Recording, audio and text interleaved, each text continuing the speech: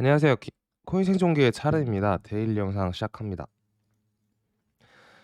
이번에 올디너스 시장은 이제 다음 두 개 NFT 시장을 합친 것보다 4배가 더 크다라는 건데, 솔라나나 이더리움 쪽이 이제 NFT가 굉장히 큰 시장이었고, 특히 이더리움이 NFT를 만들어냈다고 봐도 되니까 되게 큰 시장이었죠. 근데 여러분들이 이제 업비트만 사용하시는 분들은 모르는 경우가 많은데, 비트코인 NFT라고 해서 사실상 이제 진짜 NFT를 이더리움에서 찍어낸 것처럼 찍어내는 게 아니라 트랜잭션에 메모를 남기면서 서로 낙서처럼 주고받는 형식의 NFT가 있었는데, 바이낸스에 보면은 올디너스라는 코인이 있고, 약자는 ORDI라고 올디가 있고, 천사츠라고 해서 사토시 개념으로 만들어낸 NFT 등등 이제 NFT가 있습니다.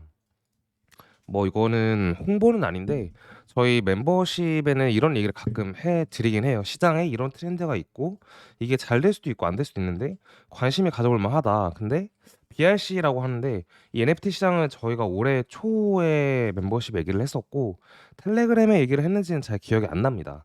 어쨌든 했었고, 그중에 저희 오랫동안 멤버십 계신 분이 있는데, 그분은 거의 4달러인가에 사셔서 저한테 "얼마에 팔까?"라고 올 초에 얘기했는데, 제가 "오르면 한 50달러 갈 것 같은데요."라고 했는데 진짜 50달러에 다 파셨더라고요. 이제 그게 올디였는데, 실제로 비트코인의 BRC, 그러니까 NFT 쪽이 활성화되면서 이번 시장에서 굉장히 큰 이슈를 받았다. 그래서 이게 그동안 확장성에 문제가 많았고 비트가 단순히 이제 가치 저장의 수단으로만 이용이 됐었는데, 앞으로 다음 시장에서도 그러한 움직임이 있다면 또 도미넌스를 가져가면서 이제 비트가 왕이 될 수도 있다. 그런 얘기를 드리고 싶었습니다.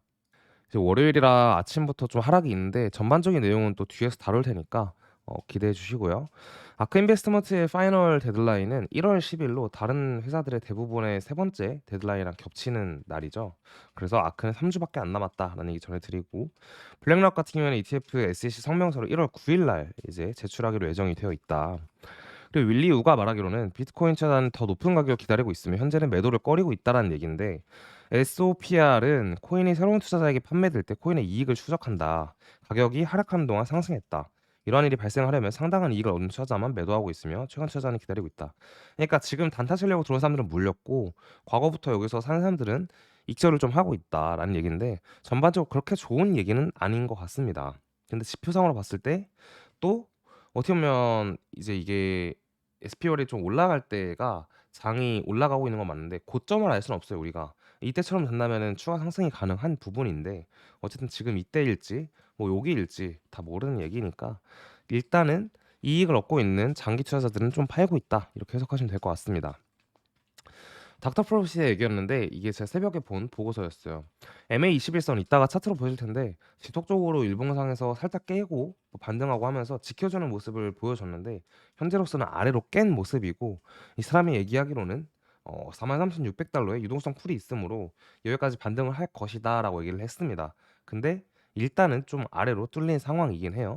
그래서 보면 이 사람도 48K를 보고 있는데, 저희가 이 사람보다 일찍 48K를 봤으니까 저희는 할 말이 있어요.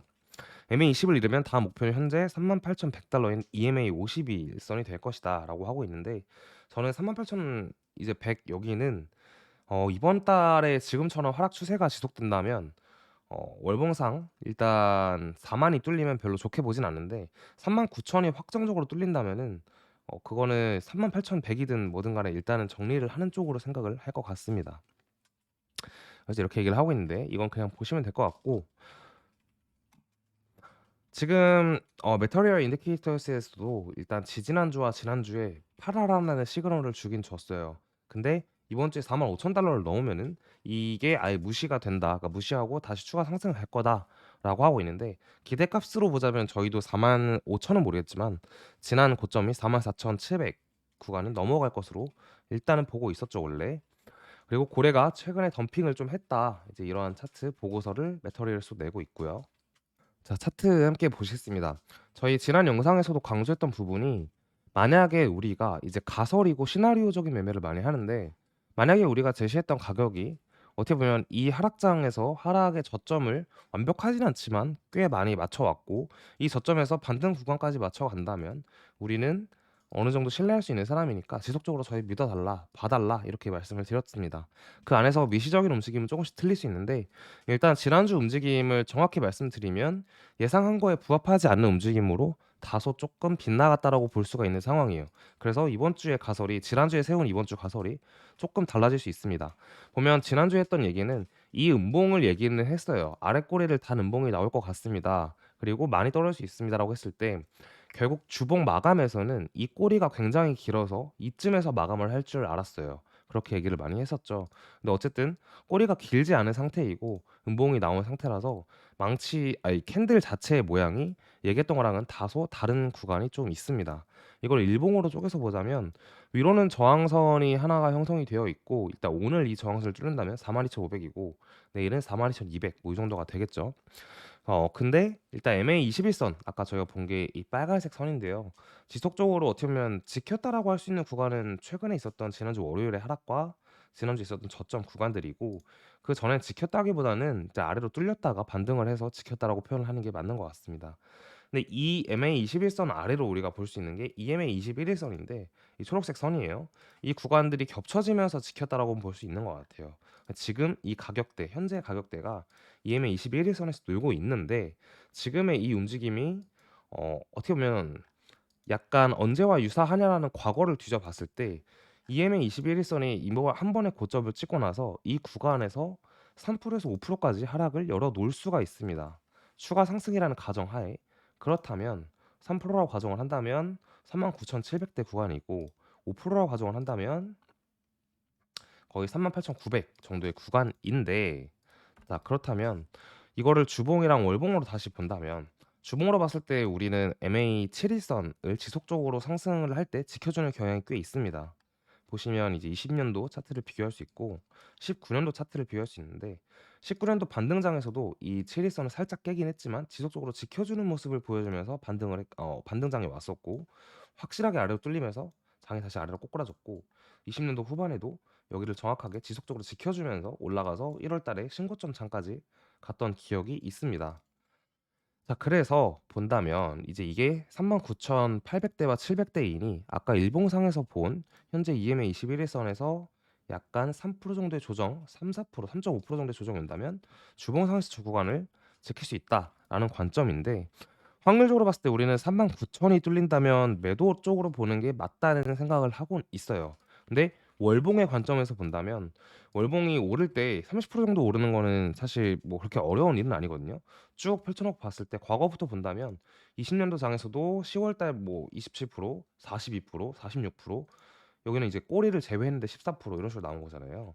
19년도에도 30%, 60%, 26% 이렇게 나왔단 말이에요. 이번에도 사실 1월 달 반등장에서 39%가 나왔고 그다음에 이 아래 꼬리를 제외하고도 23%가 나왔어요. 근데 10월 달에 이제 28%가 나왔고 지난달에 이거보다 상승률이 적었잖아요. 그래서 이번 달의 상승률이 지난달보다 높을 가능성이 높다고 보고 있고 따라서 이번 달이 피날레라고 가정을 했을 시에 본다면 이제 28%가 나온다면 48,000 구간이에요. 따라서 약간 10월 달의 움직임처럼 가서 48,000까지 갈 거다라는 생각을 하고 있었고 아직까지는 이게 무효하다고 말씀드리지는 않을 것 같아요. 결국 장의 끝에 있어서 아직 그러니까 이번 이게 뭐냐면은 월봉상에서 고점이 보통 빨리 찍혀도 캔들의 마감이 이렇게 윗꼬리를 다는 구간은 거의 없고 보면 결국 고점이 나오고 나서 음봉으로 바뀔 수는 있어요. 그러니까 지금 이 캔들이 꼬리가 되게 길잖아요. 과거의 상승장에서도 윗꼬리가 길면 추가 상승이 있었고 마지막 캔들은 거의 음봉 도지형 캔들로 나오면서 장이 마감되는 경우가 많았어요. 그래서 1월 달에 음봉 도지가 나오려면 지금 이 캔들이 결국 월봉상에서 다시 위로 올라가서 꼬리가 아닌 몸통으로 마감을 해야 된다. 적어도 고점이었던 44,700까지는 올라가야 되고 이제 추가 상승을 더 한다면 좋다. 그리고 1월 달에 ETF든 뭐든 이슈가 있을 수 있는데 그 이슈에 따라서 살짝 꼬리로 위로 올라갔다가 아래로 떨어진다면 그럼 이런 캔들들이 나올 수 있다. 이때와 같이 이제 그렇게 볼 수 있는 거죠. 그래서 월봉 관점에서 우리는 추가 상승을 보는 게 확률적으로는 좀 더 높다라고 해석을 하고 있습니다. 근데 39,000을 온다면은 이 꼬리 자체가 너무나 긴 윗꼬리가 나오기 때문에 일단 불안정한 캔들이 나오고 다음 달에 그러면 추가 상승을 기대할 수는 있긴 하지만 사실상 이미 너무 오래전부터 나와 있는 이슈잖아요. 6개월 전부터 ETF 얘기가 나왔기 때문에 ETF가 나온다는 건 장기적으로 좋은 호재이지만 단기적 그러니까 한 3개월에서 6개월까지는 조정을 오히려 이제 호재가 끝나서 조정이 나올 수 있는 이슈가 되기도 합니다. 지난 이제 이 고점 11월 달에 있었던 21년 11 월의 고점도 ETF 선물 거래가 시작된 날이 고점이었고, 이 17 년도의 고점은 CME의 비트코인 선물 거래가 시작된 날이었어요. 근데 이것들의 다 공통점은 이미 몇 달 전부터 얘기가 나왔었고 실제로 실행됐을 때가 고점을 찍고 하락을 하기 시작했다라는 게 사실 이 두 번의 역사에서 볼 수 있는 같은 패턴이라 이번에 조심해도 나쁠 게 없다라는 얘기를 드리고 싶습니다.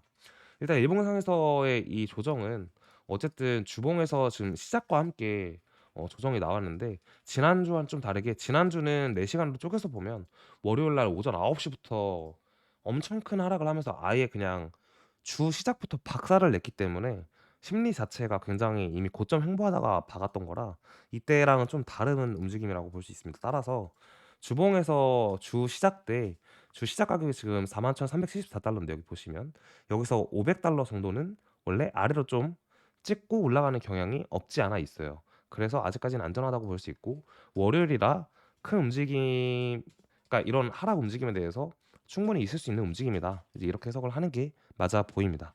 영상 여기까지 하고 저희 수요일 날 또 찾아뵙도록 하겠습니다. 감사합니다.